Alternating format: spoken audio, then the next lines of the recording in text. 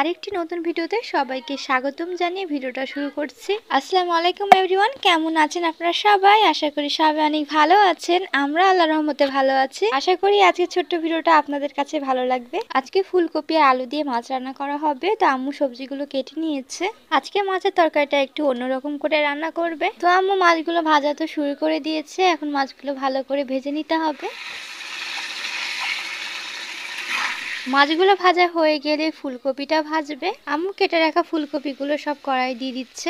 অন্যান্য সময় যখন ফুলকপি দিয়ে মাছ রান্না করা হয় তখন তো ফুলকপিটা ভাজা হয় না, কিন্তু আজকে ভাজছে। তো এখন দিচ্ছে হলুদ। এখন ফুলকপিগুলো ভালো করে ভেজে নিতে হবে। শুধু হলুদ আর লবণই দেওয়া লাগবে, তাছাড়া কিছু দেওয়া লাগবে না। একই রকম করে রান্না করলে রান্নার স্বাদটা কমে যায়, সেই জন্য একটু অন্যরকম করে রান্না করলে খেতে ভালো লাগবে। আজকে সবজি দিয়ে মাছ রান্না করার কোনো কথাই ছিল না, শুধু মাছ চচ্চড়ি করতো, কিন্তু পরে আম্মু বললো যে সবজি দিয়ে রান্না করি। তো এখন সবজিগুলো ভালো করে ভেজে নিচ্ছে। ফুলকপির সঙ্গে আলু ভাজা হচ্ছে। আলু যখন দিয়েছিল তখন ভিডিওতে আপনাদেরকে দেখানো হয়নি।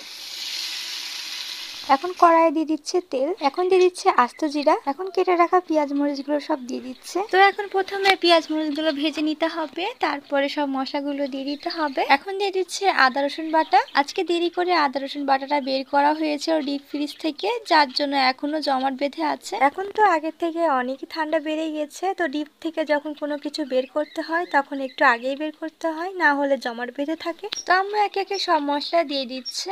এখন দিয়ে দিচ্ছে জিরা গুঁড়া। এর আগে তো ফুলকপি দিয়ে মাছের রেসিপিটা আপনাদেরকে দেখানো হয়েছে। তো এখন প্রথমে মশলাটা ভালো করে কষিয়ে নিতে হবে। আজকে আমাদের বাসায় বিরাট বড় অ্যাক্সিডেন্ট হতেই বেঁচে গেছে। যারা আমাদের গত দিনের ভিডিও দেখেছেন তারা তো জানেন যে আব্বু বাজার থেকে অনেকগুলো ধনেপাতা নিয়ে এসেছিল।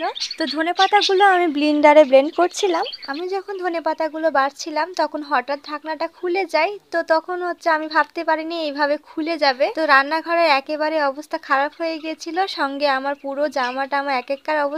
ভাগ্যিস আমার মুখে বা চোখে পড়েনি, না হলে তো একেবারেই অবস্থা খারাপ হয়ে যেত। তো রান্নাঘরে আমি আর আম্মু ছিল, তো আমাদের দুজনেরই অবস্থা খারাপ হয়ে যেত। ধনেপাতাতে অতিরিক্ত কাঁচামরিচও দেওয়া হয়েছিল, তাহলে আপনারাই ভাবেন যে চোখে পড়লে আমাদের অবস্থা কি হতো। তো পরে আম্মু ধনেপাতাটা বেটে নেয়, আমি আর ওখানে থাকিনি। ধনেপাতা বাটার পরে আম্মু রান্না শুরু করেছে। আজকে মাছের তরকারিতে টমেটো আর ধনেপাতাও দেওয়া হবে। তরকারি হয়ে এসেছে, তো সেজন্য মাছগুলো এখন দিয়ে দিচ্ছে।